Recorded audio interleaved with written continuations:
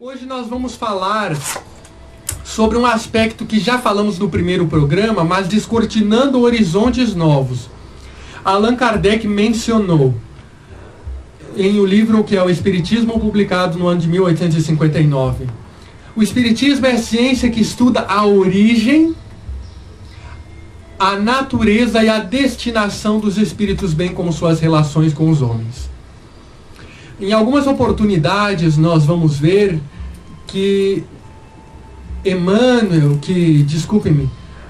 Divaldo Franco vai falar também sobre a ideia de Deus, que não é o objetivo principal de estudo da doutrina espírita, mas é uma ideia sem a qual nós não podemos entender três fundamentos principais, que é a ideia da imortalidade da alma. A alma é imortal.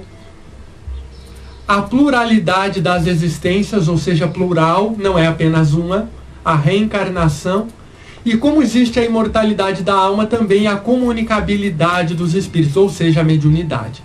Imortalidade da alma, a alma é imortal, a alma não morre. Deus é eterno, não teve princípio e não teve fim.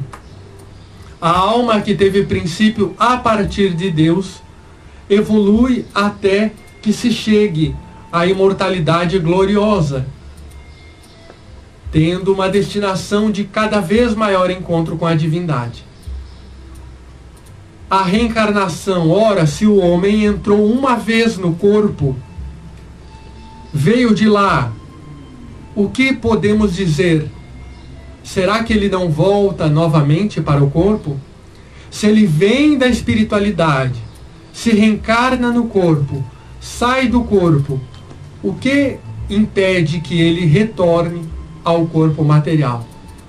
Comunicação dos espíritos. Se os espíritos continuam vivos, se os espíritos são feitos da mesma natureza do que nós, que a nossa alma, que a nossa essência do ser tem a mesma essência, o que impede deles de se comunicarem conosco? Não há impedimentos.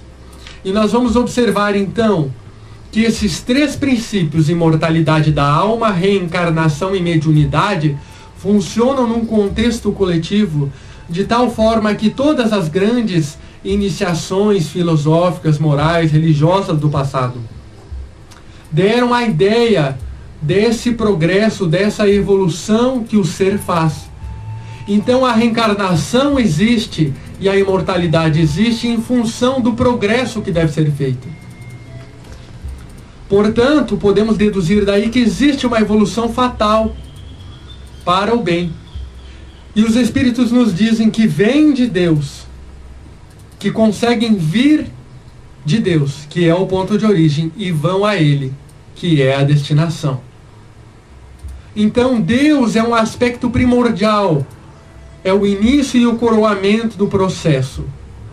E nós temos a mediunidade, a comunicação entre os espíritos. Os espíritos nos trazem intuições, nos trazem inspirações, influenciam em nossas vidas. Não foram apenas crentes religiosos das mais diversas religiões que travaram contato com os espíritos.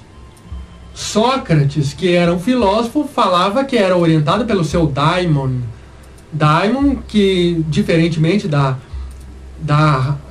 palavra que originou nos nossos tempos, que seria demônio, significa um espírito, um daimon bom, um daimon ruim, um daimon mau, né?